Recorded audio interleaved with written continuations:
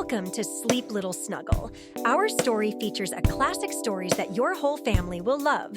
If you enjoy this video, please like and subscribe.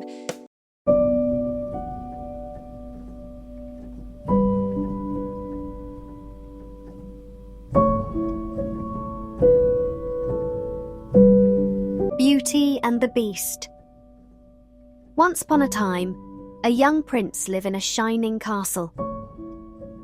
One cold night, an old beggar woman arrived, offering him a saigal rose in return for shelter from the cold. Repulsed by her ugliness, he turned her away. Suddenly, she transformed into a beautiful enchantress. To punish the prince, she turned him into a hideous beast. Then she gave him a magic mirror and the enchanted rose, telling him it would bloom until his 21st year. To break the spell, he must love another and earn that person's love in return before the last petal fell. Nearby, in a small village, a beautiful young woman named Belle hurried through town. She greeted the townspeople and then rushed to her favourite shop, the bookstore. The owner gave her a book as a gift. A dreamy look crossed Belle's face. "It's my favourite. Far-off places, daring sword fights, magic spells, a prince in disguise." "Oh, thank you very much." Belle rushed outside, reading as she walked. As Belle walked, a handsome hunter named Gaston ran after her. "Belle, the whole town's talking about you. It's not right for a woman to read. It's about time you got your nose out of the books and paid attention to more important things, like me." Belle tried to get away without being rude, but Gaston's friend Le Fou joined them and began to insult her father, an inventor. "My father's not crazy. He's a genius." As Belle spoke, an explosion boomed from her father's cottage, and she took off running. At the cottage, Belle found her father and told him what the villagers were saying about her. "They think I'm odd, Papa." "Don't worry, Belle. My invention's going to change everything for us. We won't have to live in this little town forever." Belle's father hitched up their horse, Philippe, and set off for the fair with his new invention. Belle waved. "Goodbye. Good luck." But Maurice got lost and accidentally led Philippe into a bleak, misty forest. As he paused to get his bearings, Maurice saw two yellow eyes staring out of the darkness.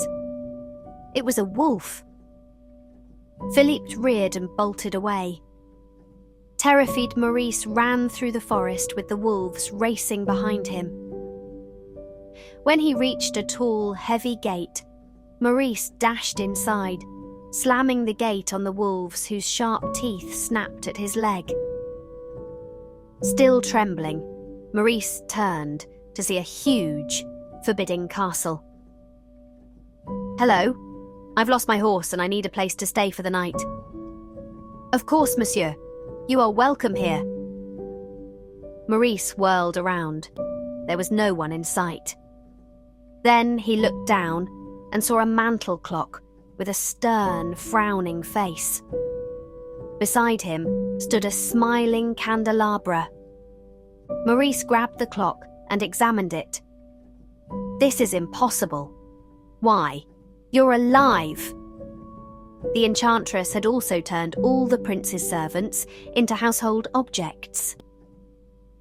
As Cogsworth, the mantel clock, protested, Lumiere, the candelabra, showed Maurice into the drawing room.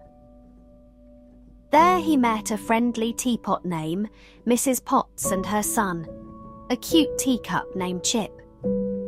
Suddenly, the door flew open. A voice boomed, "There's a stranger here." Maurice jumped out of his chair. In the shadows lurked a large, hulking figure. Please, I needed a place to stay," Maurice stammered. "I'll give you a place to stay." The beast grabbed Maurice and dragged him out of the room. Back home at the cottage, Belle heard a knock at the door and opened it. "Gaston? What a pleasant surprise." "Belle, there's not a girl in town who wouldn't love to be in your shoes. Do you know why? Because I want to marry you." "Gaston, I'm speechless. I'm sorry, but I just don't deserve you." As Gaston left, he tripped and fell in the mud. When Belle peeked out, she saw that the villagers had gathered in her yard, hoping to see a wedding. The vicar and all Gaston's friends had seen him humiliated. After the villagers and a very angry Gaston left, Belle ran outside to feed the chickens. There she found Philippe alone. "Philippe, what are you doing here? Where is Papa?" The horse whinnied anxiously. Frightened, Belle leaped onto Philippe and returned to the mysterious forest. Soon they found the castle. "What is this place?" Belle tried to steady Philippe. Then she saw Maurice's hat on the ground. Belle hurried inside the gloomy castle and wandered down the vast deserted corridors. "Papa, are you here? It's Belle." No one replied, but Belle didn't know that the enchanted objects had seen her. With joy, Lumiere danced around the mantel clock. "Don't you see? She's the one. She has come to break the spell." Finally, Belle discovered Maurice locked in a tower. "Papa! We have to get you out of here!" Suddenly she heard a voice from the shadows. "What are you doing here?" Belle gasped. "Please, let my father go and take me instead." "You would take his place?" Belle asked the voice to step into the light and was horrified when she saw the huge, ugly beast. To save her father, however, Belle agreed to stay in the beast's castle forever. The beast dragged Maurice out of the castle and threw him into a carriage that would return him to town. There, the inventor stumbled into a tavern where Gaston was surrounded by his friends. "Please, I need your help. A horrible beast has Belle locked in dungeon." "Did it have cruel, sharp fangs?" one villager sneered. Maurice grabbed the man's coat. Yes. Will you help me out?" "We'll help you out, old man." Gaston and his pals tossed the inventor out of the tavern. But Maurice's wild story gave Gaston an idea. At the castle, Belle nervously followed the beast upstairs. He paused for a moment. "The castle is your home now, so you can go anywhere you like, except the West Wing."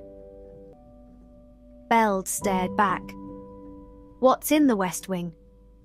"It's forbidden!" Glaring, the beast opened the door to her room. "You will join me for dinner. That's not a request." After the beast stomped off, Belle flung herself on the bed. "I'll never escape from this prison, or see my father again." That night, Belle refused to dine with the beast. Instead, she crept downstairs to the kitchen.